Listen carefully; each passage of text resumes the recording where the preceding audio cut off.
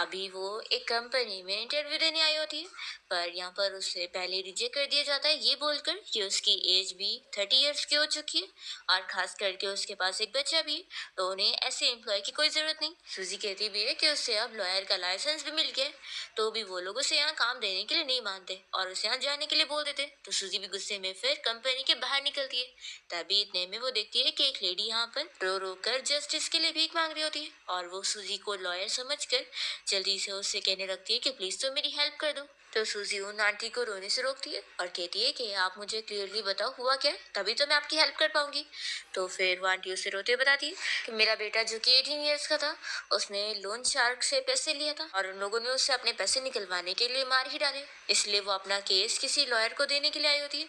पर यहाँ सूजी उन्हें अंदर जाने से रोकती है कि उनकी हेल्प कोई नहीं करेगा और वो सारे डॉक्यूमेंट देखती है तो उसे यकीन हो जाता है कि आंटी बिल्कुल सही कह रही है। वो पूछती है कि आप मुझे बताओ कि आखिर ये लोन शार्क का बॉस कौन है। तो फिर वो बताती है कि कोई मिस्टर फू है। सूजी फिर घर आने के बाद अपनी फ्रेंड को कॉल करती है और उससे किसी मिस्टर फू के बारे में पता लगाने के लिए बोलती है जो कि कोई फेमस बंदा है। तो उसकी फ्रेंड बताती है कि इस शहर में तो सिर्फ एक ही मिस्टर फू है और वो है सीहाई ग्रुप कंपनी का सीईओ मिस्टर फूशन। तो सूजी तुरंत ही मान लेती है कि हाँ वही बंदा होगा और यहाँ सूजी मिसअंडरस्टैंड कर लेती है कि फूशन ही वो बंदा है जो कि वो लोन शार्क का बॉस है। वो कहती है कि अब मैं कोई ना कोई रास्ता निकालूंगी उसके नजदीक जाने का ताकि उसके सारे क्राइम के एविडेंस ढूंढ सकूं। फिर सूजी एक कैफे शॉप में काम करने का नाटक कर रही होती है और अपनी फ्रेंड से कॉल पर बात करती है। उसकी फ्रेंड उसे बताती है कि मिस्टर फूशन अक्सर इसी कैफे में आता रहता है, तो वो उसे यहाँ मिल सकता है। लेकिन सूजी की फ्रेंड को शक होता है कि आखिर वो इतने बड़ी कंपनी का सीईओ है, वो ऐसे लोन शार्किंग वाले क्राइम में कैसे इन्वॉल्व हो सकता है। फिर इतने में फूशन यहाँ कैफे में पहुंच जाता है और वो अपनी एंट्री मार रहा होता है और सूजी उसे देखकर सोच रही होती है कि लगता है यही वो बॉस है। फिर वो तुरंत ही टेबल पे टिश्यू रखने के लिए जा रही होती है और उसे टकरा जाती है और जब उसे देखती है तो उसे कहने लगती है कि वो कितना हैंडसम लग रहा है। इतने में फिर यहाँ पर मैनेजर आ जाता है और वो उसे चिल्लाने लगता है कि पार्ट टाइम वर्कर ठीक से काम करो। सूजी का प्लान होता है कि वो टिश्यू रखने के बहाने यहीं पर ही खड़े रहकर उसकी बातें सुनेगी, पर वो टिश्यू रखते समय उसे देख के डर रही होती है तो पूछता है कि क्या हुआ है, तुम बहुत ही नर्वस लग रही हो।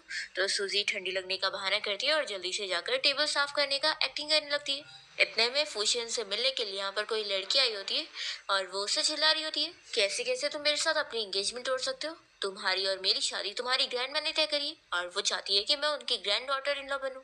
तो फुशन फिर भी कह देता है कि मैंने ये शादी ऑलरेडी तोड़ चुका हूँ और तुम्हें फिक्र करने की जरूरत नहीं है, ये मैटर मैं खुद सॉल्व कर लूंगा कि मुझे ग्रैंड माँ को कैसे बताना है। फिर लड़की गुस्से में यार टिश्यू बॉक्स उठाकर फुशन के सर पे मारने वाली होती है, पर उस टिश्यू बॉक्स में तो रिकॉर्डिंग थी इसलिए सूजी आकर जल्दी से रोकने लग जाती है और कहती है कि प्लीज ऐसा मत करो। तो ये लड़की तो गुस्से में सूजी के सर पर ही एक वाइन की बोतल फोड़ देती है और सूजी के सर में चोट आ जाता है, तो वो तो बेहोश होकर गिरने वाली होती है।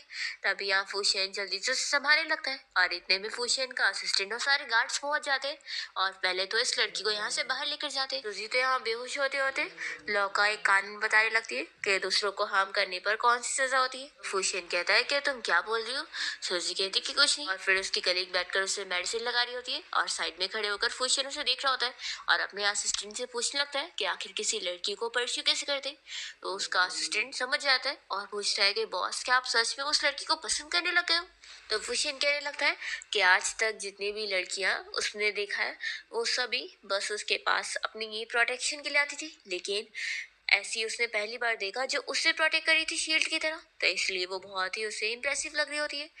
शेन कहने लगता है कि वैसे भी मेरी ग्रैंड माँ ऑलरेडी मुझे शादी के लिए फोर्स कर रही है और उनका कहना है कि इस साल तो मुझे शादी करनी पड़ेगी, तो क्यों ना मैं अपनी पसंद की लड़की से शादी करूं। असिस्टेंट बताने लगता है कि बॉस किसी भी लड़की को परस्यू करने के लिए कभी भी डायरेक्ट इनिशिएटिव लेना चाहिए, क्योंकि लड़कियों को पसंद नहीं कि उनके पीछे लगा जाए और उन्हें परेशान किया जाए।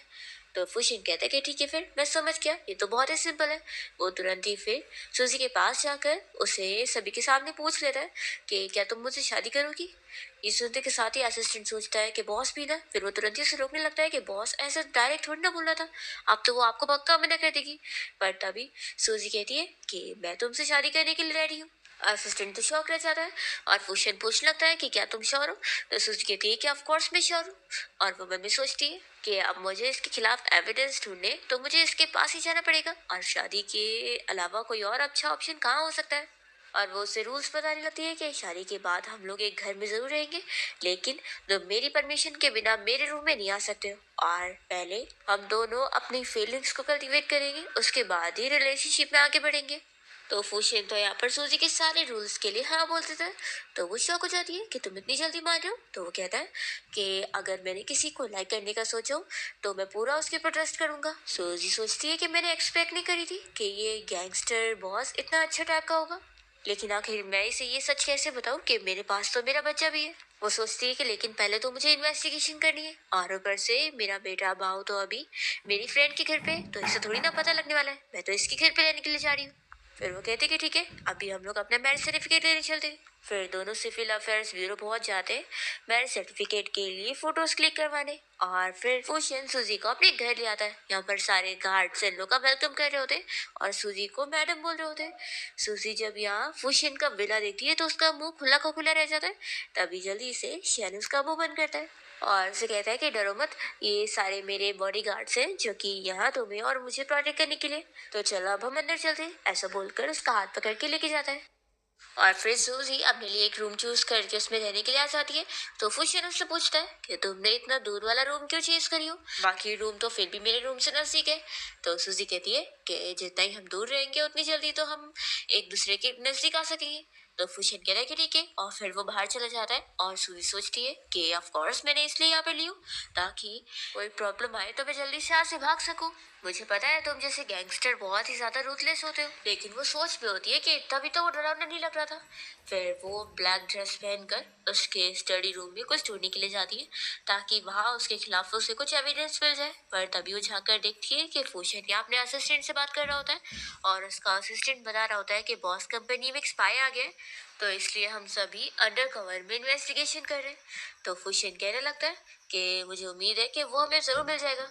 सूजी ये सब सुनकर शॉक होती है और फिर वो जब रात में फुशियन के रूम में जाने वाली होती है तभी वो देखती है कि वो खड़े होकर रीड कर रहा होता है और वो तो मूवी देख रहा होता है, पर सूजी को यहाँ दिखता नहीं है और वो छुपकर सुनने लगती है। उसे फाइटिंग की आवाज आती है और उसे लगता है कि फुशियन किसी का खून कर रहा है, तो ये बहुत ही डर जाती है और सूजी से कुछ आवाज आ जाती है।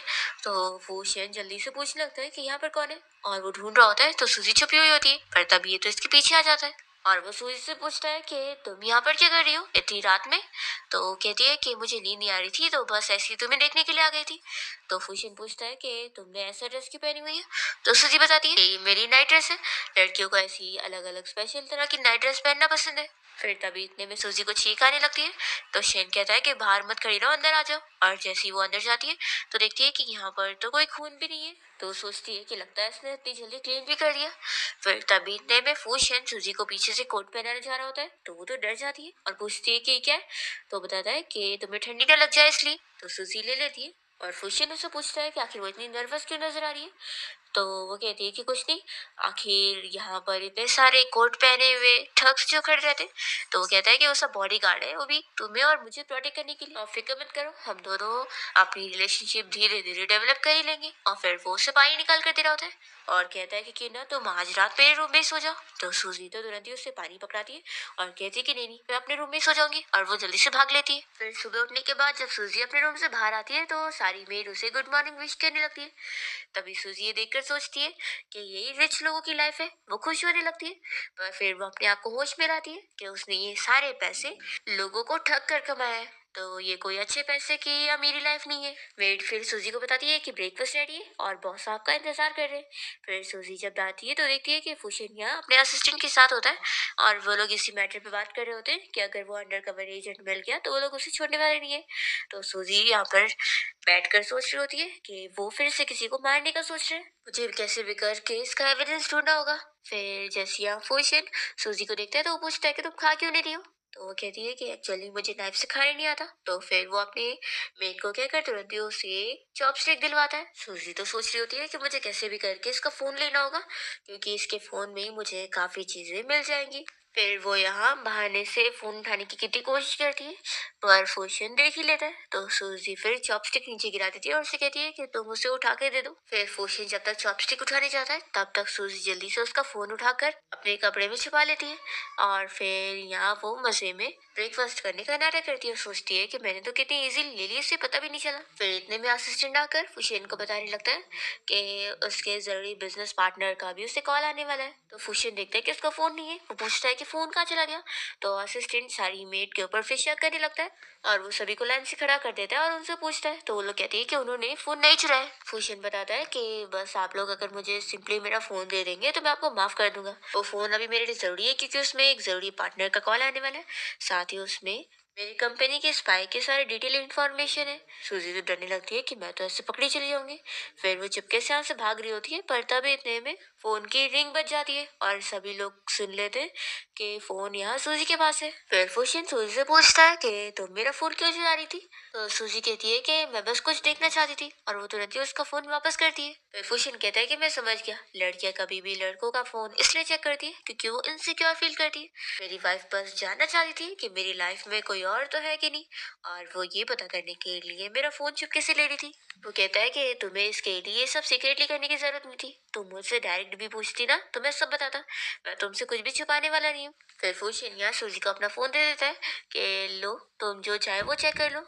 सूजी कहती है क्या सच ही। फुशियन अपने असिस्टेंट को बता देता है कि उसके जो पार्टनर का कॉल आने वाला था उससे कह दो कि वो कभी और मुझे कॉल करे, क्योंकि आज मेरा फोन मेरी वाइफ के पास रहेगा और वो अच्छे से चेक कर सकती है। ये सुनने के बाद सारी मेट्स कहने लगती है कि बॉस तो कितने ज्यादा अच्छे हैं। फिर सूजी कहती है कि सच्ची में लेके जाओ ना, तो ठीक है फिर मेरा खा के हो गया, और वो उसका फोन लेकर अपने रूम में भाग जाती है। और फिर सूजी फुशियन का फोन लेकर सोच रही होती है कि बस मुझे एक बार तुम्हारे खिलाफ एविडेंस मिल जाए फिर मैं तुम्हें जेल भेज के रहूंगी। फिर ये उसका फोन देखती है तो इसमें उसे अपनी फोटोज मिलती है। तो वो शॉक हो जाती है और सोचती है कि वो तो मेरी इतनी केयर कर रहा है और मैं यहाँ उसे इन्वेस्टिगेट करने आई हूँ। दूसरी ओर फुशियन का असिस्टेंट उसे डीएनए टेस्ट रिपोर्ट और एक बच्चे की फोटो देकर बता रहा होता है कि ये असल में उसका बच्चा है, लेकिन अभी ये पता नहीं लगा कि उस बच्चे की मॉम कहाँ पर है। तो फुशियन ऑर्डर देने लगता है कि जल्द से जल्द इस बारे में पता लगाओ। दूसरी तरफ सूजिया सपने में अपना वन नाइट स्टैंड याद कर रही होती है, और ये भी कि कैसे उसके डैड ने फिर उसे घर से बाहर निकाल दिए थे और फिर हॉस्पिटल में सूजी का बेबी हुआ था। फिर सूजी ये सपना देखने के बाद जाग जाती है और तुरंत ही अपने बेटे बाव को वीडियो कॉल लगाती है और वो कहता है कि फाइनली मॉम आपने मुझे याद तो करी। सूजी अपने बेटे से पूछती है कि तुम आंटी के घर पे अच्छे से तो रहे हो ना। तो वो कहता है कि हाँ मॉम, मैं देखो यहाँ पर कितने अच्छे से काम भी कर रहा हूँ। और वो पूछने लगता है कि मॉम आप कहाँ पर हो। तो सूजी बताती है कि मुझे अब नई जॉब मिल गई ना, तो मैं कंपनी में हूँ। फिर सूजी कॉल रखने के बाद सोचती है कि मेरे बेटे को पता तक नहीं है कि मैं कितनी खतरनाक जॉब कर रही हूँ, लेकिन मुझे जल्दी से अपना ये मिशन कंप्लीट करना होगा और अपने बेटे के बारे में किसी को पता भी नहीं लगने देना होगा। सूजी विंडो से झाँक देखती है कि फुशियन गार्डन में, तो ये सोचती है कि मुझे जल्दी से जल्दी इसके खिलाफ एविडेंस चाहिए। फिर वो छुप कर जाती है यहाँ फुशियन की बातें सुनने के लिए। फुशियन अपने असिस्टेंट के साथ कंपनी रिलेटेड ही चीजों के बारे में बात कर रहा होता है, और तभी सूजी यहाँ नीचे बैठकर छुपी हुई होती है। इतने में उससे कुछ आवाज होती है, तो असिस्टेंट पूछता है कि यहाँ पर कौन है। तो सूजी तुरंत ही म्याऊं करने लग जाती है। तभी फुशियन देख लेता है कि वही छुपी हुई है, तो वो कहता है कि रहने दो, एक जंगली बिल्ली आई है। तो असिस्टेंट कहता है कि बॉस आप जानते हैं कि मैडम वहाँ आपको सुनने की कोशिश कर रही है, तो भी क्या आपको मैडम स्ट्रेंज नहीं लगती है। तो फुशियन कहता है कि मुझे तो वो बहुत ही क्यूट लग रही है। असिस्टेंट शॉक होता है कि सच में। तभी यहाँ सूजी तो बहुत ही खुश हो रही होती है और सोचती है कि मैं कितनी ज्यादा इंटेलिजेंट हूँ, मेरी जैसी इतनी समझदार स्पाई कहीं हो ही नहीं सकती। फिर वो सोचती है कि मुझे आखिर इन लोगों की कुछ आवाज क्यों नहीं आ रही है। फिर वो और पास जाती है उन लोग की बात सुनने के लिए, और तभी उसे कैक्टस कट जाता है। तो सूजी दर्द के मारे जैसी चिल्लाती है तो फुशियन उसके सामने आकर खड़ा हो जाता है और पूछता है कि तुम यहाँ पर क्या कर रही हो। तो सूजी जल्दी से बोलने लगती है कि कुछ नहीं, जाओ तुम अपना काम करो, मैं तो बस यहाँ पर प्लांट्स कट कर रही थी। और वो कटिंग का बहाना करने लगती है, और फुशियन अपने असिस्टेंट से बोल देता है कि तुम अभी जाओ, कंपनी की बात हम लोग कंपनी में करेंगे। तो सूजी ये सुनकर गुस्सा होती है कि यहाँ पर कर लेते तो क्या हो जाता। शैन यहाँ पर सूजी से पूछने लगता है कि आखिर तुम्हारा कटिंग स्टाइल तो बहुत ही स्पेशल है। तो वो कहती है कि हाँ, इसे मॉडर्न आर्ट बोलते हैं। कुशन उसका हाथ पकड़ता है और कहता है कि ये सब काम तो ठीक है, लेकिन ये सब करने से पहले तुम्हें ग्लव्स पहन लेना चाहिए। ऐसा बोलकर वो उसके हाथ में फूकने लग जाता है। तो सूजी जल्दी से अपने हाथ दूर करती है और वो शाय हो रही होती है, और वो फुशियन से कहने लगती है कि मुझे भी कंपनी में काम करने जा रहा है। तो वो कहता है कि ठीक है, तुम कर सकती हो और तुम्हें जो पोजीशन चाहिए मैं तुम्हें दे दूंगा। और वो पूछता है कि तुम्हें क्या काम करना है। तो सूजी कहती है कि वो तो तुम्हें कल पता लग जाएगा। फिर फूशियन यहाँ अपनी कंपनी जाने के लिए जब कार में आके बैठता है तो वो सूजी का इंतजार कर रहा होता है। तभी सूजी यहाँ जब तैयार होकर आती है और कार में बैठती है तो फूशियन तो शॉक रह जाता है कि वो पूरा क्लीनर के गेटअप में आई है। वो उससे पूछता है कि ये सब क्या है, क्या तुम्हें क्लीनर की जॉब करनी थी। तो सूजी कहती है कि तो क्या हो गया, वैसे भी कोई काम बड़ा छोटा नहीं होता। तो फुशिन मान जाता है और फिर सूजी उसकी कंपनी आने से पहले के टाइम पर ही बाहर निकलने जा रही होती है। तो फुशिन पूछता है कि पहले आ तो जाने दो। सूजी कहती है कि नहीं, मैं अभी कोई लाइमलाइट नहीं चाहती हूँ। तो मैं अगर कोई मेरे साथ देखेगा तो फिर वो लोग पक्का मेरे बारे में फिर गॉसिपिंग करने लग जाएंगे और मैं नहीं चाहती कि मेरे कलीग्स मेरे बारे में ये सारी बातें करें। फिर सूजी यहाँ सीढ़ी से चढ़ते हुए नीचे गिर जाती है तो फुशिन जल्दी से फिर उसे उठाने में हेल्प करता है। फिर सूजी एम्बेरस होते हुए जल्दी से कंपनी के अंदर भाग जाती है। और फिर जब वो यहाँ कंपनी में सारे अपने कलीग्स के साथ फिर वो सभी के साथ मैनेजर की रिपोर्ट करनी चाहती है कि वो यहाँ न्यू स्टाफ है और आज उसका फर्स्ट डे। तो फिर मैनेजर उसका वेलकम करवाता है और उसे काम समझा देता है। सूजी जैसी चली जाती है तो फिर मैनेजर सारे बाकी क्लीनर को समझा रहा होता है कि उन सभी को सूजी का अच्छे से ध्यान रखना होगा। तो वो लोग पूछते हैं कि आखिर क्यों। तो वो न्यूज़ दिखाने लगता है कि वो असल में प्रेसिडेंट की फ्लैश मैरिज वाइफ है। तो सभी लोग कहते हैं कि यानी वो तो बॉस की वाइफ हुई। फिर सूजी अलग अलग जो भी काम करनी चाहती है वहां पर वो सारे उसके कलीग वो काम उससे ले लेते हैं और उसे करके दे देते हैं ताकि उसे कोई चोट ना आए। सूजी तो पूरी की पूरी शौक रह जाती है कि वो ये सभी क्यों कर रहे हैं। फिर फुशन यहाँ अपनी कंपनी की मीटिंग में होता है। तभी सूजी उसकी आवाज सुनने के लिए यहाँ ऑफिस के बाहर आकर सीढ़ी पे चढ़ के ऊपर क्लीनिंग करने का काम कर रही होती है। तभी फुशन आकर उसे बाहर से खड़ा होकर देख रहा होता है। सूजी जैसे ही उसे देखती है तो वो डर के नीचे गिरने लगती है। फिर यहाँ पर सूजी बहाने से उससे पूछ लेती है कि यहाँ पर मीटिंग रूम है तो उसका ऑफिस कहाँ पर है। तो वो बताता है कि वहां पर है। फिर सूजी तुरंत ही एक्टिंग करती है कि मुझे मिलती भी नहीं लेकिन तुम्हें खुद खरीद के लाना पड़ेगा। फुशन मान जाता है और जैसे ही वो यहाँ से जाता है तो सूजी जल्दी से फिर उसके ऑफिस में आकर कुछ ना कुछ एविडेंस ढूंढने में लग जाती है और सोचती है कि वैसे तो मैंने इसके ऑफिस का क्या हाल बना दिया। फिर इतने में फुशियन यहाँ ऑफिस में आता है तो वो सूजी को आवाज देता है। सूजी कहती है कि रुको अभी मैं एविडेंस ढूंढ रही हूँ। तो वो पूछता है कि कैसा एविडेंस। तो सूजी तो शॉक हो जाती है कि उसने उसे कैसे बता दी। फिर यहाँ वो पूछने लगती है कि तुम इतनी जल्दी कैसे आ गए और तुमने मिल्क भी खरीद ली। फुशियन पूछता है कि हाँ, वैसे ये बताओ कि तुम कौन से एविडेंस की बात कर रही थी। तो सूजी कहती है कि मैं प्रूफ ढूंढ रही थी ताकि मुझे पता चल सके कि तुम मुझे प्यार करते हो कि नहीं। और वो पूछती है कि वैसे मिल्क टी शॉप तो इतना दूर है तो तुम इतनी जल्दी कैसे आए। इसका मतलब है कि तुम्हें मेरी कोई नहीं पड़ी तभी तुम असली वाली मिल्क टी नहीं बल्कि फेक वाली लिख रहे हो। तो फुशियन जल्दी से स्ट्रॉ डालकर उसे टेस्ट कराता है कि वो तो सच में अच्छी वाली है। तो वो पीने लग जाती है और यहाँ वो उसे बताता है कि कुछ एम्प्लॉयज भी ऑलरेडी लेने जा रहे थे तो मैं परफेक्ट टाइम पर पहुंच गया और मुझे उन लोगों से तुम्हारी फेवरेट फ्लेवर वाली मिल गई। इतने में सूजी फिर काम का बहाना करके यहाँ से जाने को करती है तो पर फुशियन जल्दी से उसे रोक लेता है और फिर वो उसे यहाँ किस करने वाला होता है। इतने में असिस्टेंट आ जाता है और वो इन लोग को देखकर जल्दी से मुड़ जाता है और कहता है कि बॉस मैंने कुछ भी नहीं देखा, मैं बस आपको बताने आया था कि अभी आपको मीटिंग के लिए चलना है। ऐसा बोलकर वो बाहर चला जाता है और फिर फुशियन यहाँ सूजी को समझाता है कि तुम ऑफिस के बाद मेरा इंतजार करना, हम लोग फिर साथ में घर चलेंगे। और वो उसे मिल्क टी भी पकड़ाता है तो सूजी बताती है कि वो सच में डिलीशियस है और वो बाहर आ जाती है और फिर सोचती है कि मैं कितनी चालाक हूँ। वो याद करती है कि उसने टेबल के नीचे ऑलरेडी अपनी रिकॉर्डर छुपा चुकी है जिससे अब वो उसकी आवाज सुनेगी। और वो सोच रही होती है कि बस अभी वो कोई मीटिंग के लिए गया है ना, मुझे पता करना होगा, खिलाफ एविडेंस मिलेंगे तभी तो मैं इसका क्राइम प्रूव कर पाऊंगी। दूसरी ओर यहाँ फुशियन अपनी मीटिंग में होता है और अपने सारे एम्प्लॉयज को समझा रहा होता है कि उन लोगों को कैसे भी करके इतना बड़ा प्रोजेक्ट हासिल करना होगा। सूजी जब यहाँ सुन रही होती है तो उसे ये सुनाई देता है कि वो प्रोजेक्ट हासिल करने के लिए कोई भी मेंस अप्लाई करने के लिए बोल रहा होता है और साथ ही में किसी को कंपनी से हटाने के लिए भी बोल रहा होता है। तो सूजी को लगता है कि इसका मतलब है कि वो खून करने की बात कर रहा है। वो बहुत ज्यादा ही डर जाती है और सोचती है कि मुझे इस चीज को अच्छे से रिकॉर्ड करना होगा। पर तभी उसे पता लगता है कि उसका रिकॉर्डर इसी टाइम पे ही खराब हो गया। फिर वो इसका वीडियो रिकॉर्ड करने के लिए बोर्ड के सहारे छिपते हुए उसके गेट के सामने खड़ी हो जाती है। पर तभी वो जो बोर्ड पकड़ी थी वो हट जाता है और उसकी आवाज से फुशियन भी देख लेता है कि सूजी यहाँ बाहर ही खड़ी है। तो सूजी फिर उसे हाई करने लगती है और फुशियन उसके पास जाकर पूछता है कि तुम यहाँ पर क्या कर रही हो। तो सूजी बताती है कि मैं बस पाइप की क्वालिटी चेक कर रही थी। तो वो कहता है कि ये सब मेरी वाइफ को चेक करने की कोई जरूरत नहीं है और वो तुरंत यहाँ से सूजी को उठा के लेके जा रहा होता है। फिर नेक्स्ट मॉर्निंग जब सूजी की नींद खुलती है तो वो फुशियन के बारे में सोचकर सपना देखकर उठती है और खुश होने लग जाती है। फिर वो सोचती है कि आखिर मैं एक लॉयर हूँ तो मैं क्रिमिनल के प्यार में कैसे पड़ सकती हूँ। फिर इतने में सूजी को उसकी कोई पुरानी फ्रेंड का कॉल आता है और वो उसे कहने लगती है कि जब से तुम ऑर्फनेज से निकली हो हम लोग तो कभी मिले ही नहीं। और फिर वो उसे क्लास रियूनियन पार्टी में आने के लिए बोल रही होती है तो सूजी मना करने लगती है कि मैं नहीं आऊंगी। तो फिर उसकी फ्रेंड कहती है कि प्लीज आ जाओ ना, देखो वहां पर तुम्हारा एक्स बॉयफ्रेंड हान भी आने वाला है और उसको तो तुमने 5 साल तक डेट करी थी ना, तो कम से कम उसे ही मिलने आ जाओ। सूजी तो भी नहीं मान रही होती है तो वो कहने लगती है कि अच्छा ठीक है प्लीज मेरा साथ देने के लिए आ जाओ, मैं असल में अकेली हूँ।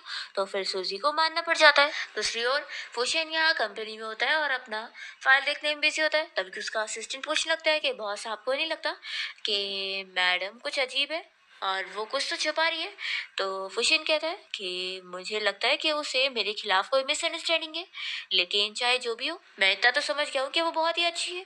तो और वैसे भी मैंने उसे पसंद करा हूँ तो मैं उस पर पूरा ट्रस्ट करने वाला हूँ। वो अपने असिस्टेंट से पूछता है कि वैसे अभी सूजी कहाँ पर है। तो फिर असिस्टेंट बताता है कि वो आज क्लास रियूनियन पार्टी के लिए गई है। तो उसकी ओर हम देखते हैं कि पार्टी में यहाँ पर सारे क्लासमेट आए होते हैं और वो लोग यहाँ सूजी के एक्स बॉयफ्रेंड हान की तारीफ कर रहे होते हैं कि वो कितना फेमस लॉयर बन गया और उसने अपने करियर में कितना आगे बढ़ा है। तो वो अपनी तारीफें सुनकर खुश हो रहा होता है। तभी सूजी भी यहाँ पार्टी में एंटर होती है और तभी हान उससे बात करने के लिए आगे बढ़ता है, पर सूजी उसे इग्नोर करते हुए पीछे चली जाती है और अपने बाकी क्लासमेट से बात कर रही होती है। फिर सूजी के क्लासमेट उसे हान के बारे में बताने लगती है कि उसने खुद का लॉ फर्म खोल लिया है और वो अब टॉप लॉयर बन चुका है। तो हान कहता है कि बस बस और तारीफें कम करो। फिर ये लोग यहाँ सूजी से पूछ लगती है कि तुम भी तो लॉ की पढ़ाई कर रही थी ना, तो तुम क्या बनी हो। उनमें से एक बताता है कि इसे लॉयर का लाइसेंस भी मिल गया है। तो फिर दूसरी कहने लगती है कि फिर तो पक्का सूजी ने बहुत सारे पैसे कमाई होगी और वो अब एक बड़ी पोजीशन पर होगी। पर सूजी यहाँ कुछ भी नहीं बता रही होती है। तो फिर वो लोग कहते हैं कि क्या तुम्हारे पास जॉब भी नहीं है। फिर उनमें से एक बताने लगता है कि उसने सुना है कि सूजी का तो बच्चा भी है और फिर दूसरी बताती है कि उसकी तो ऑलरेडी अब शादी भी हो चुकी है।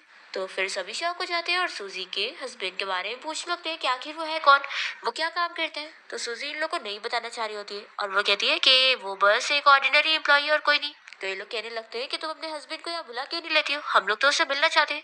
तो फिर सूजी बहाना करती है कि वो असल में बिजी है और वो यहाँ नहीं आएगा। और इतने में फुशियन का यहाँ सूजी को कॉल आ भी जाता है और वो बताने लगता है कि आज मैं लेट कर आऊंगा क्योंकि मुझे डिनर के लिए जाना है। तभी सूजी की फ्रेंड को पता लग जाता है कि उसके हस्बैंड का कॉल है। तो वो तुरंत ही फोन लेकर उसे बताने लगती है कि सूजी यहाँ पार्टी में आई हुई है और वो काफी ड्रंक हो गई है, तो तुम उसे पिक करने आ जाओ। ऐसा बोलकर वो जल्दी से कॉल कट कर देती है और सूजी को यहाँ गुस्सा आता है और वो सोचती है कि फुशियन इतना बिजी रहता है वो थोड़ी ना यहाँ पर आने वाला है। फिर वो इन लोग की बातों से परेशान हो जाती है और कहती है कि इस पार्टी में आकर ही मैंने सबसे बड़ा गलत काम करी हूँ और अब मैं जा रही हूँ यहाँ से। ऐसा बोलकर वो चली जाती है। तभी हान जल्दी से जाकर सूजी को रोकने लगता है और उससे पूछता है कि क्यों ना हम स्टार्ट ओवर करें, आखिर हमारी 5 साल की रिलेशनशिप थी, ऐसे तो तुम थोड़ी ना मुझे भूल जाओगी। सूजी याद करने लगती है कि जब वो हान को डेट कर रही थी तो वो जो भी पार्ट टाइम जॉब्स करके पैसे कमाती थी वो सारे वो उसकी पढ़ाई में लगाया करती थी ताकि वो अच्छे से अपनी पढ़ाई कंप्लीट कर सके और एक अच्छा लॉयर बन सके। ऐसे ही उसने उसका यूज करता गया और जब आखिर में अब्रॉड जाने की बारी आई तो उस टाइम पर उसने अपने करियर को चूज किया और सूजी से साफ कह दिया कि मैं तुम्हारे साथ ब्रेकअप कर रहा हूँ। तो सूजी तो ये सुनने के बाद शॉक हो गई थी कि वो उसका यूज करने के बाद अब उसे छोड़कर जा रहा है। तो वो कहता है कि तुमने अपनी मर्जी से मुझ पे पैसे लगाई थी, मैंने कोई बोला नहीं था। और फिर ये बोलकर वो चला जाता है। फ्लैशबैक यहाँ पर खत्म होता है और हान सूजी को कहने लगता है कि हमारा तो बच्चा भी है तो उसे अब हम दोनों साथ में मिलकर पाल लेंगे। तो सूजी उसे साफ मना कर देती है कि मुझे तुम्हारे साथ कोई रिलेशन नहीं रखना है और वह यहाँ से जाने की कोशिश करती है। तो भी हान उसका हाथ पकड़ लेता है और उसे जाने नहीं देता। सूजी उसे चिल्लाती है कि मैं एक ऑर्डिनरी लाइफ जी लूंगी लेकिन तुम जैसे बंदे के साथ तो बिल्कुल नहीं रहूंगी। और फिर तभी सूजी को आवाज आती है कि उसकी फ्रेंड को यहाँ गुंडे परेशान कर रहे। तो वो जल्दी से अंदर आती है और उन्हें चिल्लाती है। सूजी अपनी सारी फीमेल क्लासमेट को बचाने के लिए आगे आती है और उन गुंडों से कहने लगती है कि अगर तुमने हमें एक को भी हाथ लगाया ना तो अच्छा नहीं होगा, हम सभी मिलकर तुम्हें छोड़ेंगे नहीं। तभी वो कहते हैं कि तुम लोग तो हमारा कुछ नहीं बिगाड़ पाओगे और यहाँ पर तुम लोग कोई पुलिस को भी नहीं बुला सकते। तो फिर ये लड़कियां तो डर जाती है और उन सारे गुंडों से कहने लगती है कि तुम्हें अगर कोई चाहिए तो इसी को ले लो ना। और वो सूजी को ही ऑफर करने लगते हैं कि देखो ये कितनी ब्यूटीफुल भी है। सूजी की फ्रेंड भी उसे धोखा दे देती है। तो सूजी सभी से कहती है कि तुम लोग ऐसा कैसे कर सकते हो, मैं यहाँ पर तुम लोग की हेल्प करने आई थी। फिर सूजी इन गुंडों को डराने लगती है कि देखो मुझे हाथ भी मत लगाना, नहीं तो मेरा हस्बैंड अब यहाँ पर आएगा ना तो वो तुम सभी को छोड़ेगा नहीं और फिर मैं तुम लोग की गारंटी नहीं ले सकती हूँ कि तुम लोग का क्या हाल होगा। सूजी की क्लासमेट्स यहाँ पर कहने लगती है कि हाँ, सूजी का हस्बैंड यहाँ पर आ गया ना, तुम लोग बचोगे नहीं। और एक तो उनमें से बताती है कि सूजी का हस्बैंड यहाँ का सिक्योरिटी गार्ड है और वो तुम लोगों को यहाँ से बाहर निकाल देगा। तो इस सुनते के साथ ही सारे गुंडे हंसने लग जाते हैं। और तभी इतने में हम देखते हैं कि शैन यहाँ क्लब में अपने सारे गार्ड्स के साथ एंट्री मार रहा होता है। और जैसे ही गुंडे सूजी को हाथ लगाने जाते हैं, तो वो यहाँ पर पहुंच जाता है और चिल्लाता है। फिर कुछ गार्ड यहाँ पर इन लोग की धुलाई भी कर देते, तो बाकी सब डर के मारे नील डाउन करते हुए माफी मांगने लगते हैं कि हमें छोड़ दो। सूजी के पास जल्दी से फुशन आता है और पूछता है कि तुम ठीक तो हो ना। तो सभी लोग तो यहाँ पर फुशन को देखते रह जाते हैं और बातें करने लगते हैं कि सूजी का हस्बैंड तो कितना ज्यादा हैंडसम है।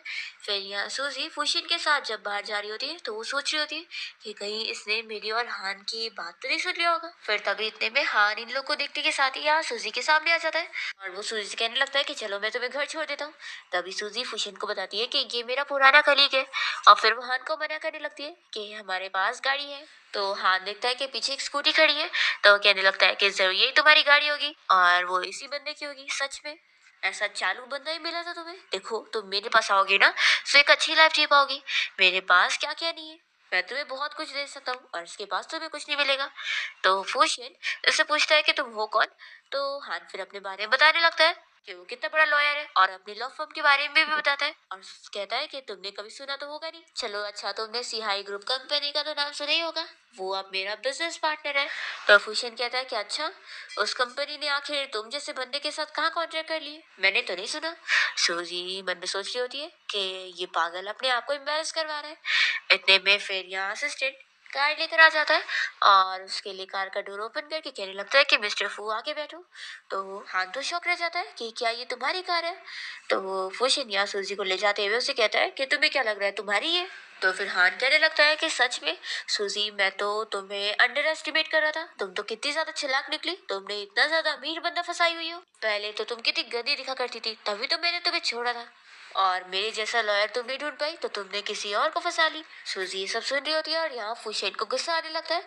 तो सूजी उसे रोकती है और कहती है कि रहने दो, कोई अगर खराब है तो हम क्यों खराब बने, और वैसे भी जो चीज बीत गई वो बीत गई। फुशेन अपने असिस्टेंट को ऑर्डर देने लगता है कि उसका जो लॉ फर्म था उसके साथ सारे कॉन्ट्रैक्ट कैंसिल कर दो और सभी को इस बारे में नोटिफाई कर दो कि कोई भी उस लॉ फर्म के साथ काम नहीं करेगा और खास करके उस बंदे के साथ तो बिल्कुल नहीं। और फिर फुशेन सूजी को बताने लगता है कि वैसे तुम्हें पता है, मुझे पता लगा कि मेरी कंपनी में जो स्पाई घुस आया वो कोई और नहीं बल्कि एक लॉयर है और वो चुपके से मेरी कंपनी के सीक्रेट्स पता लगा के जाना चाहता है। और वैसे अभी तुमने भी तो बताई थी ना कि तुम भी एक लॉयर हो, तो तुम्हें क्या लगता है कि वो कौन हो सकता है। तो सूजी कहती है कि जो भी वो बंदा होगा, आखिर वो थोड़ी ना ट्रेनिंग स्टाफ के पास काम करने गया था, वो तो वहां पे जाएगा ना जहाँ पर तुम्हारी फाइल्स की एक्सेस उसे इजीली मिल सके। शेन कहता है कि अच्छा। सूजी सोचती है कि ये तो इतना ज्यादा बुद्धू और सीधा सा है, तो ये एक गैंगस्टर बॉस कैसे हो सकता है। फिर इतने में फुशियन पूछने लगता है कि वो खराब बंदा सच में क्या तुम्हारा एक्स था। तो सूजी फिर उसके बारे में उसे बताने लगती है कि जब वो दोनों डेट कर रहे थे तो उसने पार्ट टाइम जॉब्स करके उसके स्टडी में भी पैसा लगाई थी, पर उस सब का सिला उसने ये दिया कि उसने उसे छोड़कर चला गया। फुशियन ये सब जानने के बाद सूजी से कहने लगता है कि ऐसे बंदे को तो तुम भूल ही जाओ, देखना आगे मैं तुम्हें कभी किसी को बुली नहीं करने दूंगा। और फिर यहाँ फुशियन जैसी सूजी को किस करने वाला होता है, इतने में सूजी के फोन पर उसकी फ्रेंड की कॉल आ रही होती है। तो वो तुरंत ही बहाना करती है कि मुझे यहीं पर ही उतार दो, मुझे कुछ काम है। पर वो जैसी कार से बाहर निकलती है तो देखती है कि ये तो बीच रोड है। फिर फुशियन भी कहने लगता है कि अंदर आ जाओ नहीं तो तुम्हें ठंडी लग जाएगी। तो सूजी फिर बैठ जाती है और कहती है कि मुझे बस स्टॉप तक छोड़ दो। फिर इसके बाद सूजी अपनी बेस्ट फ्रेंड के घर गई होती है अपने बेटे बाव को पिक करने के लिए, क्योंकि वो असल में बीमार हो गई होती है और वो अपने पेरेंट्स के घर जा रही होती है। तो सूजी तो उसे थैंक्स करने लगती है कि इतने दिन के लिए सही उसने उसके बेटे का ख्याल रखी। हम यहाँ फुशिन को देखते हैं जो कि अपनी कंपनी में आने के बाद बाव का ही फोटो देखकर अपने असिस्टेंट को अपने बेटे के बारे में पता लगाने के लिए बोल रहा होता है। और फिर सूजी तो यहाँ बाव को लेकर फुशिन के घर में रहने के लिए आ जाती है। और फिर तभी यहाँ इसके बेटे को रात में भूख लग जाती है, तो सूजी उसे चिपके से लेकर यहाँ किचन में आ जाती है और कहती है कि बिल्कुल आवाज मत करना। फिर ये लोग जब खाने की स्नैक्स यहाँ पे लेकर निकाल रहे होते हैं तभी बाव से वो नीचे गिर जाता है और उसकी आवाज़ सुनकर फिर फुशियन यहाँ पहुँच जाता है और सूजी से पूछता है कि यहाँ पर क्या चल रहा है। तो सूजी जल्दी से पहले तो अपने बेटे को छुपा लेती है और फिर यहाँ फुशियन को बताने लगती है कि एक्चुअली मुझे बहुत भूख लग रही थी तो मैं कुछ खाने आई थी। तो फुशियन कहने लगता है कि तुम ये सब क्यों खाने जा रही हो, रुको मैं तुम्हारे लिए कुछ हेल्दी सब बना देता हूँ। पर सूजी जल्दी से उसे रोकती है और कहती है कि इसकी जरूरत नहीं है। तो सूजी जल्दी से पहले तो अपने बेटे को छुपा लेती है और फिर यहाँ फुशियन को बताने लगती है कि एक्चुअली मुझे बहुत भूख लग रही थी तो मैं कुछ खाने आई थी। तो फुशियन कहने लगता है कि तुम ये सब क्यों खाने जा रही हो, रुको मैं तुम्हारे लिए कुछ हेल्दी सब बना देता हूँ। पर सूजी जल्दी से उसे रोकती है और कहती है कि इसकी जरूरत नहीं है, तुम जाओ अपना सो जाओ। फुशियन फिर भी नहीं मान रहा होता है तो भी सूजी उसे भेज के ही मानती है और फिर वो जल्दी से अपने बेटे को बाहर निकालती है। तो वो उससे पूछने लगता है कि मम्मी आखिर वो बंदा कौन है। तो सूजी कहती है कि वो असल में मेरा कलीग है और देखो अभी तुम्हें उसे अपने बारे में बिल्कुल पता नहीं लगने देना कि तुम भी यहाँ पे रहते हो। फिर नेक्स्ट डे बाओ यहाँ रूम में खेल रहा होता है और सूजी और फुशियन कंपनी जाने के लिए निकलने वाले होते हैं। तभी इतने में बाओ का खिलौना यहाँ नीचे आके गिरता है। तो वो सूजी देख लेती है और वो जल्दी से उसे छिपाने के लिए किक किक मारती है। तो फुशियन पूछता है कि क्या हुआ। तो सूजी फिर उसे डांस करके दिखाने लगती है कि मैं बस डांस प्रैक्टिस कर रही थी और फिर वो चक्कर खाने का नाटक करने लगती है। तो वो फुशियन जल्दी से उसे सोफा पे लेके जाता है, उसे क्या कर रहा होता है। इतने में असिस्टेंट आ जाता है और वो फुशियन को उसके बेटे बाव का फोटो दिखाते हुए बताने लगता है कि उसकी कुछ और इन्फॉर्मेशन मिली है। फुशियन फिर कंपनी जाने के लिए निकल रहा होता है और कहने लगता है कि आज वो उसकी वाइफ को नहीं लेके चलेगा क्योंकि उसकी तबीयत ठीक नहीं है। तो सूजी कहने लगती है कि ऐसा नहीं है। तो फुशियन जल्दी से जाता है उसे समझाने के लिए कि वो अभी घर पे रेस्ट करे। तभी सूजी सोच रही होती है कि आखिर अभी वो क्या डॉक्यूमेंट देख रहा था, जरूर उसमें कुछ उसे एविडेंस मिल जाएगा। इतने में फुशियन कहने लगता है कि वाइफ अब मैं कंपनी जाता हूँ, तुम आराम से अपना ख्याल रखो। और फिर ऐसा बोलकर उसे किस करने वाला होता है पर तभी इतने में पीछे से एक एरोप्लेन आकर उसके ऊपर लड़ता है। तो फुशियन देखता है कि ये तो बच्चे को खिलौना है। वो सोचता है कि यहाँ पर कोई बच्चा है। सूजी मना भी करने लगती है पर फुशियन तुरंत ही अपने असिस्टेंट को बोलकर पूरा घर ढूंढने के लिए बोलता है। तो इन लोग को बाव के बारे में तो कुछ नहीं पता लगता, बल्कि एक मेड यहाँ अपने बच्चे को लेकर आई होती है और वो सॉरी कहने लगती है कि आज घर पे कोई नहीं था इसलिए वो लेकर आ गई अपने बच्चे को। सूजी तो खुश हो जाती है कि वो तो बाल बाल बच गई। अगर इन लोगों ने बाव को देख लिए होते तो फिर अभी उसका सारा प्लान खराब हो जाता। फिर फुशियन अपने असिस्टेंट के साथ तुरंत ही कंपनी जाने के लिए निकल जाता है। सूजी सोचती है कि मुझे जल्दी से बाव को यहाँ से लेकर जाना होगा, नहीं तो मेरा दिल ये चीज हैंडल ही नहीं कर पाएगा। मैं कितना डर गई थी। फिर वो तुरंत ही रूम में जाती है और बाव के सारे कपड़े पैक करने लगती है। तभी वो वहां पर आता है और कहता है कि मॉम लगता है आप लॉ भूल चुकी हो। फिर वो लॉ बताने लगता है कि किसी किराएदार को घर से निकालने के लिए उसे 3 दिन पहले एडवांस में बताना पड़ेगा, ऐसे ही वो एंड टाइम पे उसे ऐसे नहीं भगा सकते। तो सूजी कहती है कि ये सारी बकवास बंद करो, अभी तुम्हारी लाइफ ज्यादा इंपॉर्टेंट है। और वो तुरंत ही लगेज पैक करके उसे लेके जाने लगती है। दूसरी तरफ हम देखते हैं कि फुशियन अपने असिस्टेंट के साथ उसी मिल्क टी शॉप के बाहर आया होता है और असिस्टेंट बताने लगता है कि इंफॉर्मेशन के हिसाब से उसे पता लगा है कि उसका बेटा अक्सर इस मिल्क टी शॉप में आया करता है और वो और उसकी मॉम के पास ज्यादा पैसे नहीं है, वो लोग ऑर्डिनरी लाइफ जी रहे हैं। तो फुशिन तो कहने लगता है कि मुझे उस लड़की के बारे में तो कुछ याद नहीं है, लेकिन अगर मेरा बेटा एक बार मिल जाएगा तो मैं उस लड़की को भी एक अच्छा ट्रीटमेंट दूंगा। और फिर सूजी तो यहाँ अपने बेटे बाव को लेकर जब यहाँ से चले जाती है तो फुशिन घर आया होता है और वो देखता है कि सूजी यहाँ घर पे नहीं है और उसने उसे मैसेज करके गई है कि उसे कुछ जरूरी काम है इसलिए वो 2 दिन बाद आएगी। दूसरी ओर हम देखते हैं कि सूजी अपनी फ्रेंड के घर पे रहने के लिए आ गई होती है और उसे कॉल करके बता देती है कि मैं बस 2 दिन यहाँ पे रहूंगी, उसके बाद मैं घर ढूंढ लूंगी। तो उसकी फ्रेंड कहती है कि कोई बात नहीं, तुम आराम से रह सकती हो। फिर फुशियन का असिस्टेंट उसे इन्फॉर्मेशन दे देता है कि उसके बेटे के बारे में पता लग गया है और वो एड्रेस बता देता है। तो फिर फुशियन वहां से अपने बेटे को पिक करने के लिए निकलता है। फिर मॉर्निंग में जब यहाँ सूजी उठती है तो उसे अपना बेटा कहीं यहाँ घर में नजर ही नहीं आता और वो बहुत ही ज्यादा डर जाती है और सोचती है कि अब उसके पास सिर्फ एक ही ऑप्शन है, अगर वो फुशियन को अब सारा सच बता देगी तो शायद मेरा बेटा बच जाएगा।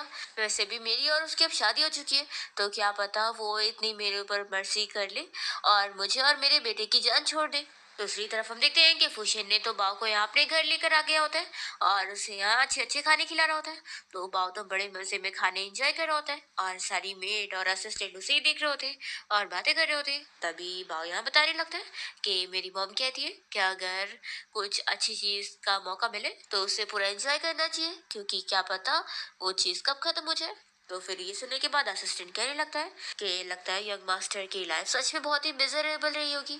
तभी इतने में सूजी यहाँ फुशियन के घर पहुंचती है उसे सच बताने के लिए, पर तभी वो देखकर शॉक हो जाती है कि बाओ यहाँ पर है। फिर वो छुप कर देखने लगती है और सोचती है कि इसने बाओ को यहाँ पर क्यों लेकर आया है।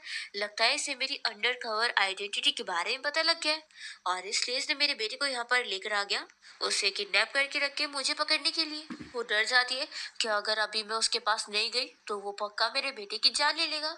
फिर वो इतनी डर जाती है कि तुरंत ही उसके सामने आ जाती है और यहाँ पर फुशियन उससे बात से मिलवाने लगता है।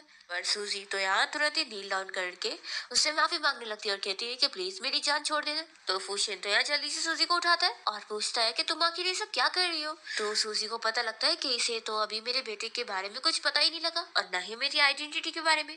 फिर वो तुरंत ही अपने बेटे को इशारा कर देती है कि तुम बिल्कुल भी मुझे मॉम मत कहना। और तभी इतने में बाओ सूजी को मॉम कह भी देता है। तो सूजी तो अब इतनी डर जाती है कि उसे चक्कर आने लगते हैं कि अब तो वो छोड़ेगा नहीं। पर तभी यहाँ फुशियन जल्दी से सूजी को खड़ा करने लगता है और उसे पूछता है कि क्या मैं तुम्हें हॉस्पिटल लेके चलूं, तुम्हारी तबीयत लगता है ठीक नहीं है।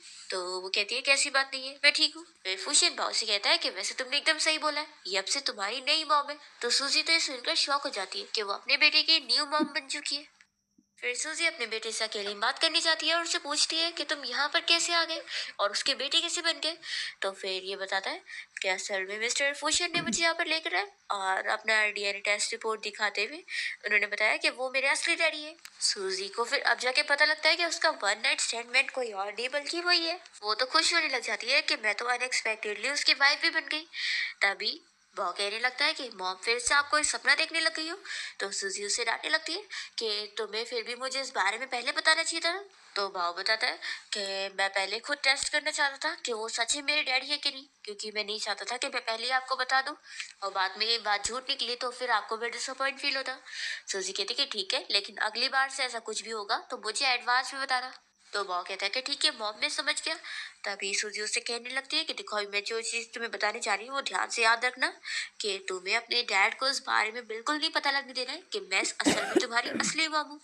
तो बाव पूछता है कि मॉम आखिर क्यों, अब तो आप दोनों की शादी भी तो हो गई ना। तो सूजी कहती है कि वो तुम नहीं समझोगे, अभी ये मैटर बहुत ही ज़्यादा कॉम्प्लिकेटेड है, तो इसलिए तुम्हें ये चीज अब मेरे लिए छुपाना होगा। फिर इतने में यहाँ पर फुशिन पहुंच जाता है और पूछता है कि तुम दोनों आखिर क्या बातें कर रहे हो, क्या तुम दोनों के बीच में जम गई है। फिर वो बाव से पूछता है कि तुम्हें तुम्हारी न्यू मॉम पसंद आई।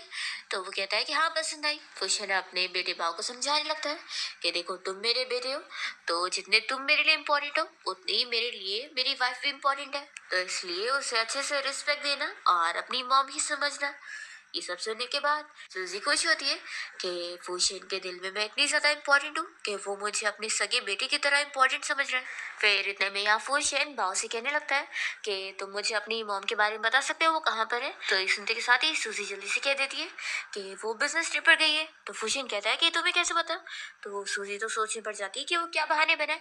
तभी जल्दी से बाव कहता है कि एक्चुअली मैंने न्यू मॉम को बताया था, मेरी मॉम कोई काम से अभी अब्रॉड गई है, तो अभी तो हमारी कॉल पे बात नहीं हो पाएगी, तो जब वो वापस आएंगी तब मैं आपको उनसे मिलवा दूंगा। ये सुनते के साथ ही फुशिन कहने लगता है कि आखिर वो कितने इररिस्पॉन्सिबल मॉम है, इतने छोटे बच्चे को छोड़कर वो ऐसे कैसे जा सकती है।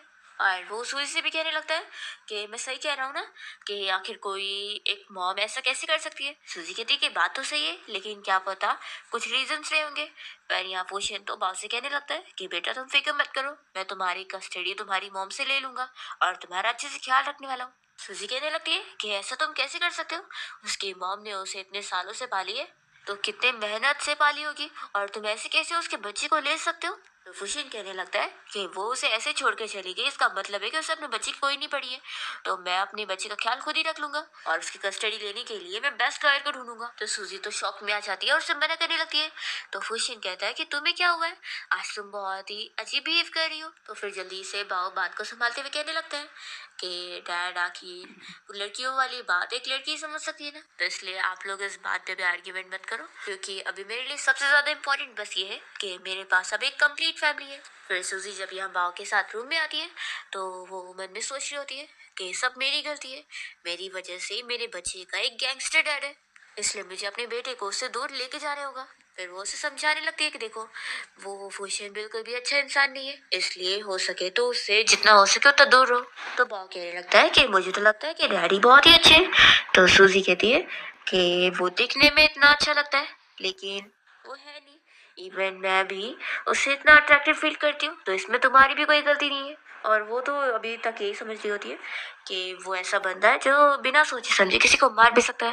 वो अपने बेटे से कहने लगती है कि मैं तुम्हें चाहे जो चाहे उतना खतरे में नहीं डाल सकती हूँ। फिर इतने में मेड यहाँ केक लेकर आती है और बताती है कि मास्टर ने यहाँ दोनों के लिए केक भिजवाया है। तो सूजी जल्दी से पहले बाव को रोकती है और कहती है कि ऐसे मत खाओ, क्या पता इसमें जहर मिला होगा। तो फिर वो तुरंत ही नीडल डाल के चेक करने लगती है और पता लगता है कि उसमें कोई जहर नहीं है। फिर बाव कहने लगता है कि मॉम आप इतने सारे ड्रामास देखना बंद कर दो, ऐसा रियल लाइफ में कुछ नहीं होता है। और वो जल्दी से केक खाने लगता है और उसे भी टेस्ट कराता है। फिर नेक्स्ट डे फुशियन यहाँ बाव के लिए खिलौने वाली बंदूक लेकर आता है, तो उसे देखकर बाव खुश हो जाता है और यहाँ फुशियन उसे खेलना सिखा रहा होता है। इतने में सूजी जब ऐसे उसे अपने बेटे की तरफ बंदूक करते हुए देखती है तो वो तो डर जाती है और जल्दी से आकर उससे प्रोटेक्ट करने लगती है कि इतनी सी बात पर एक बच्चे को मारने की क्या जरूरत है। तो वो कहता है कि अरे ये खिलौना है, तुम क्या बोल रही हो। फिर यहाँ पर बाव को तो वो खिलौने वाली बंदूक बहुत ही पसंद आ जाती है। तभी सूजी उसे कहने लगती है कि ये सबसे बाद में खेलना, अभी तुम्हारा होमवर्क करने का टाइम है। और वो उसे अंदर रूम में लेके जाती है। फिर फुशियन यहाँ सोच ही पड़ जाता है, तो असिस्टेंट कहता है कि बॉस आपको क्या हुआ। तो फुशियन कहता है कि मैं बस यही सोच रहा हूँ कि ये दोनों कुछ ज्यादा ही जल्दी क्लोज नहीं हो गए। तो असिस्टेंट कहने लगता है कि बॉस मैं तो बोलता हूँ कि जरूर मैडम इस बात से अपसेट होंगी कि आपका पहले से किसी और वुमेन के साथ बचा था, इसलिए वो बस दिखा नहीं रही है लेकिन अंदर से अपसेट होंगी। तो फुशिन कहता है कि तुम बिल्कुल सही कह रहे हो, इसलिए मुझे जाना चाहिए उसका मुंह ठीक करने के लिए।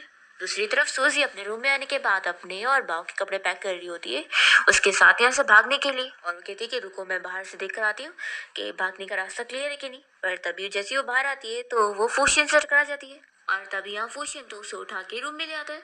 सूजी डर जाती है कि लगता है अब उसे पता लग गया कि मैं यहाँ से भागने वाली थी, इसलिए अब ये मुझे मारने वाला है। पर फुशियन तो अचानक से सूजी को किस करता है और फिर उसे बताने लगता है कि सॉरी मैं असल में अपने बेटे को यहाँ तुम्हारी परमिशन के बिना लेकर आ गया और मुझे पता है तुम इतनी जल्दी उसे एक्सेप्ट नहीं कर पाई होंगी, तो मैं मानता हूँ कि इसमें मेरी पूरी गलती है, तभी तुम यहाँ से भाग रही थी मुझे छोड़कर। लेकिन मैं प्रॉमिस करता हूँ कि अगली बार से मैं तुम्हारी फीलिंग्स का पहले ध्यान रखूंगा। ऐसे बोलकर फिर उसे हक करता है और उसे मनाने लगता है कि प्लीज मुझे छोड़कर मत जाओ। और उसे बताता है कि तुम भी मेरी सिर्फ ओनली वाइफ हो और तुम्हारे अलावा मेरी लाइफ में और कोई और नहीं आएगी। बस मेरी भी एक ही रिक्वेस्ट है कि तुम मुझसे कभी झूठ मत बोलना। फिर नेक्स्ट डे फुशिन जब कंपनी जाने के लिए निकल रहा होता है तो वो बाव को बताने लगता है कि मैं कंपनी जा रहा हूँ, तो बॉडीगार्ड तुम्हें प्रोटेक्ट करेंगे और तुम घर पे ही रहकर मॉम को प्रोटेक्ट करना, ठीक है। और फिर फुशिन यहाँ सूजी के फोरहेड पे किस करके उसे अच्छे से गुड बाय करके जाने लगता है और सूजी भी यहाँ खुश हो रही होती है। और फिर सूजी तो यहाँ खुद को समझाने लगती है कि क्या मेरा दिमाग खराब हो गया है? मैं एक गैंगस्टर को कैसे लाइक कर सकती हूँ, मैं क्रिमिनल हूँ या फिर लॉयर। फिर फुशिन के यहाँ से जाने के बाद उसकी मॉम उसके घर पे आई होती है और वो सूजी का नाम लेते हुए उसे आवाज दे रही होती है। तो सूजी पूछती है कि आप कौन। तो फिर वो कहती है कि तुम ही वो हो जिसने मेरे बेटे पर ऐसा जादू करी है कि उसने एंगेजमेंट तोड़कर तुमसे शादी करे। सूजी कहती है कि आप फुशिन की मॉम है, तो वो उन्हें बैठने के लिए बोल रही होती है। तो मॉम कहती है कि मैं यहाँ पर इसलिए आई हूँ क्योंकि मैंने तुम्हारे बारे में बहुत सुनी हूँ कि मेरा बेटा तुमसे बहुत ही ज्यादा ऑब्सेस्ड है, कि उसने तुम्हारे लिए अपनी फियांसी की फैमिली तक को बैंकरप्ट कर दिया, तो इसलिए मैं तुम्हें यहाँ देखने आई थी। सूजी कहती है कि आप कहे तो मैं उसे छोड़कर चली जाऊंगी। तो ये सुनते के साथ ही फुशिन की मॉम चिल्लाती है कि तुम ऐसा कैसे कर सकती हो, और वो तुरंत ही अपना जेड ब्रेसलेट निकाल कर उसे पहना देती है और कहती है कि अब तुम इस घर की डॉटर इन लॉ। तो सूजी तो मना करने लग जाती है कि नहीं ये इतना महंगा है कि मैं नहीं ले सकती हूँ। तो फुशिन की मॉम नहीं मानती और कहती है कि तुम्हें ये लेना ही पड़ेगा, ये फुशिन की ग्रैंड माँ ने मुझे दी थी और अब ये तुम्हारा हुआ। वो कहने लगती है कि मैं तो सोच रही थी कि मेरा बेटा शायद लड़कियों को पसंद ही नहीं करता है, लेकिन अब मैं बहुत ही खुश हूँ कि उसे सच में लड़कियां ही पसंद है, तो इतनी अच्छी वाइफ जो मिल गई। तो सूजी फिर ये सुनकर खुश हो रही होती है। तभी इतने में घर पे फुशिन भी आया होता है और वो पूछता है कि मॉम आप अचानक से। तो वो उसे डांटने लगती है कि तुमने मुझे अपनी वाइफ के बारे में पहले बताया नहीं और तुम्हारी वजह से मुझे पता ही नहीं चला कि तुम दोनों की शादी भी हो गई है और मैं कोई ज्वेलरी प्रिपेयर ही नहीं कर पाई अपनी डॉटर इन लॉ के लिए। फिर फुशिन की मॉम सूजी की बहुत ज्यादा तारीफ करने लगती है और फुशिन से कहती है कि तुम सच में बहुत ही ज्यादा लकी हो जो तुम्हें इतनी अच्छी लड़की मिली है। और वो सूजी से भी कह देती है कि आगे ये कभी तुम्हें बुली करेगा ना तुम मुझे बताना, मैं इसे तुम्हारे लिए सबक सिखाऊंगी। और फिर मॉम यहाँ पर सारी मेड्स वगैरह को सूजी के लिए सारी ज्वेलरी लाने बोलती है जो उन्होंने उसके लिए स्पेशली खरीदी है और वो कहती है कि तुम इनमें से जो चाहे वो ले सकती हो। तो सूजी कहने लगती है कि आंटी ये सब मुझे नहीं चाहिए, इसकी क्या जरूरत थी। तो फिर वो कहती है कि अभी भी तुम आंटी कह रही हो, अब मॉम बोलो। तभी इतने में यहाँ पर बाव आता है और वो सूजी को मॉम बोल रहा होता है। तो ये सुनते के साथ ही फिर फूशियन की मॉम पूछने लगती है कि ये बच्चा किसका है। तो फूशियन जल्दी से सूजी को पकड़ते हुए अपनी मॉम को बताता है कि ये मेरा और सूजी का बेटा है। तो फिर मॉम तो बहुत ज्यादा खुशी होती है कि फाइनली मुझे एक ग्रैंडसन मिल ही गया। फिर सूजी रात में जब यहाँ बाव के साथ रूम में होती है तो वो फूशियन की मॉम के बारे में सोच रही होती है कि वो उसे कितना अच्छे से ट्रीट कर रही थी और उसे अपनी डॉटर इन लॉ बनाकर उसे इतने सारे गिफ्ट वगैरह भी दे रही थी। इतना अच्छा ट्रीटमेंट याद करके सूजी अपने पेरेंट्स को याद करने लगती है और हमें फ्लैशबैक में दिखाते हैं कि सूजी के पेरेंट्स उसे बहुत ही ज्यादा बुरे तरीके से ट्रीट करते थे और इवन पैसों के लिए वो उसकी शादी भी करवाने वाले थे।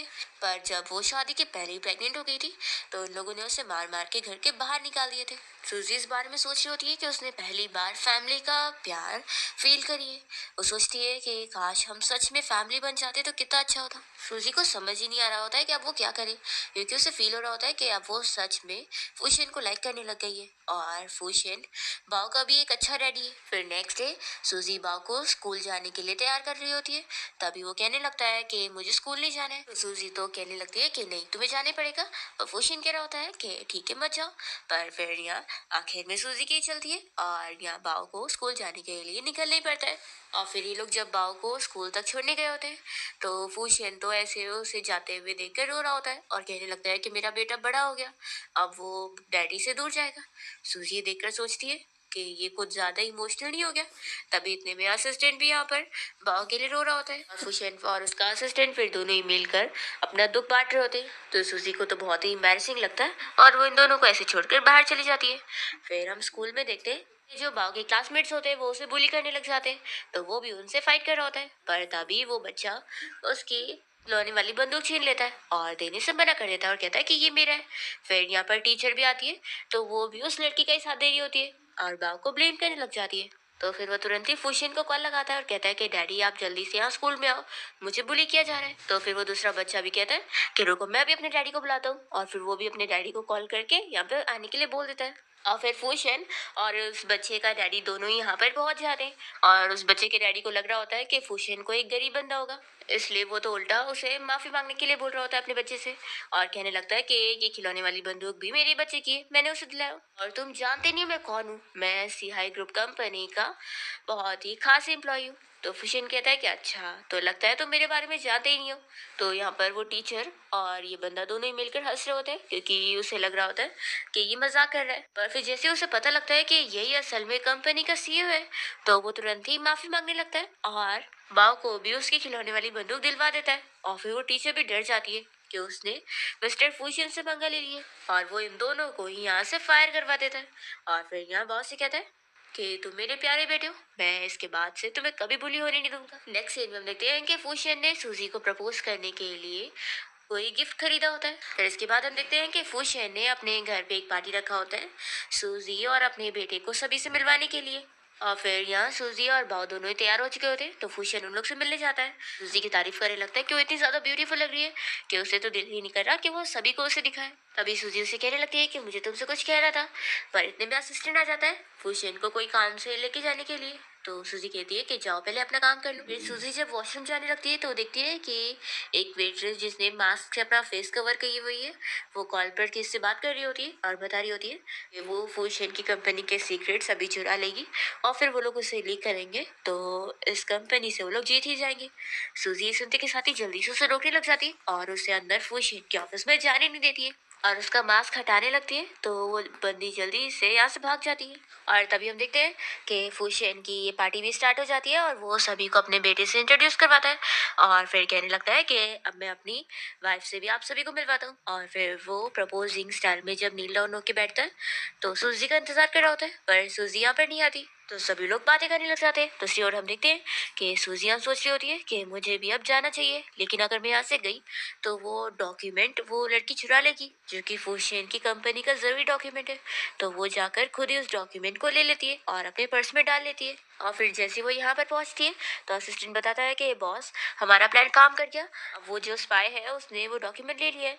फिर फूशियन यहाँ पर सभी से कहता है कि अपनी वाइफ से मिलवाने से पहले मैं आप सभी को मेरे कंपनी के स्पाई को दिखाना चाहता हूँ ताकि सभी को उसकी असलियत पता लगे। और फिर जब वो वीडियो प्ले करता है तो उसमें सूजी ही डॉक्यूमेंट चुराते हुए दिखाई दे रही होती है। तो सभी लोग कहने लगते हैं कि यानी वही कंपनी की स्पाई है। सूजी कहने लगती है कि मैं कोई चुरा नहीं रही थी, बल्कि मैं तो इसे बचाने के लिए सेफली रख रही थी। पर यहाँ पर सारे लोग नहीं मान रहे होते, तो फूशियन सभी को यहाँ से जाने के लिए बोलता है और सूजी उससे फिर क्लियरली सब बताने लगती है कि कैसे कोई और वो डॉक्यूमेंट चुराने आया था और वो बस सेफ बस जाने के लिए रख रही थी। तो फूशियन उसकी बात पे बिलीव करने के लिए तुरंत ही मान जाता है और फिर वो सूजी से पूछने लगता है कि क्या तुम सच में कोई और इंटेंशन से मेरे पास आई थी और तुम्हारा मुझे अप्रोच करने का कोई अलग मिशन था। तो सुजी ये मान लेती है कि उसकी क्लाइंट ने उसे काम दी थी, तो ये वो उसके क्राइम के बारे में पता करने आई थी।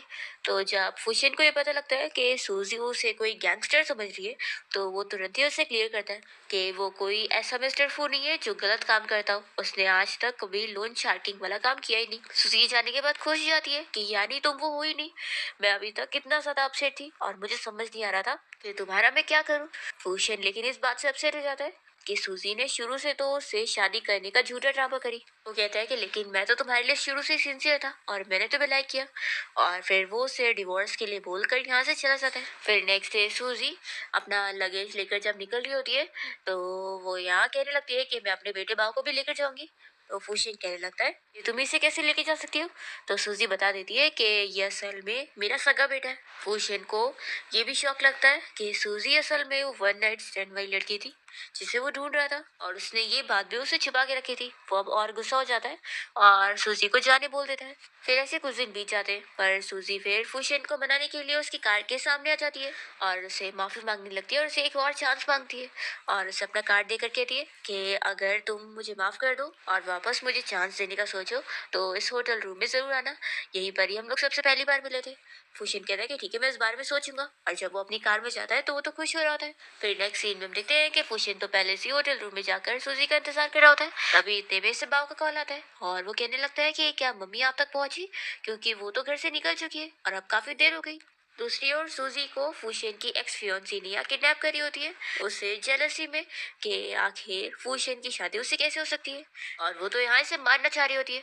पर तभी फुशियन अपने असिस्टेंट के साथ पहुंच जाता है और सूजी को टाइमली बचा लेता है। फिर सूजी और फुशियन यहाँ बाव के साथ घर पर आ जाते हैं और फिर तीनों अपनी हैप्पी लाइफ बिता रहे होते हैं। फुशियन की मॉम भी बहुत ही खुश होती है और वो उन दोनों की वेडिंग अरेंज करवा रही होती है और इसी के साथ इस ड्रामा की हैप्पी एंडिंग हो जाती है।